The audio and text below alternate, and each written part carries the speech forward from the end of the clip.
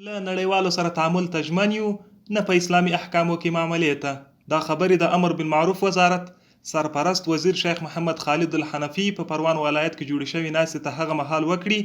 چې په یاده ناسته کې د پروان ولایت د والي مولوي عبید الله امینزاده په شمول ګڼو نظامي او د ملکي ادارو مسؤلینو پکې ګډون درلود. ښاغلي محمد خالد الحنفي ناستې ته په خبرو کې وویل د افغانستان اسلامي امارت له نړیوالې ټولنې سره په ځینو کړنو کې تعامل ته ژمن دی، نه په اسلامي احکامو کې معاملې ته. امارت اسلامی قائل است که تعامل داشته باشیم ما شما همراه جهانیان با اساس تدبر و تکلم و از طریق مکالمه و البته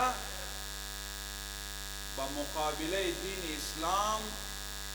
معامله هیچ وقت امارت اسلامی تیار نیست که ما شما معامله کنیم. و تعامل قائل هستیم که تعامل کنیم، خو ارجحترین، اسبقترین، اهمترین دین الهی و نظام خداوندی. دغه راز د یاد ولایت والی په خپلو خبرو کې ویل هر نظام چې خپل پریکړې د اسلامي احکامو پر بنسټ نه کوي او امر بالمعروف پکې موجود نه وي اسلامي نظام نه دی. او حکومتی که اگر مسلمان ها حاکم باشند، مسلمان ها حکومت دارند اما در نظامشان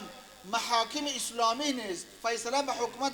به احکام شریعت نمی شود و در اون نظام امر بالمعروف وجود نداره، او حکومت اگر حکومت مسلمان ها باشد هست، اما او را حکومت اسلامی گفته نمی شود. همداراز د یاد وزارت وزیر د امیرالمؤمنین لوري د تازه صادر شوي فرمان په اساس د غونډې ګډونوالو ته وویل هیڅوک نشي کولای ښځې په زور نکاح کولو ته مجبورې کړي او په اسلام کې ښځې ته په ورکړل شویو حقونو یې مفصلې خبرې وکړي.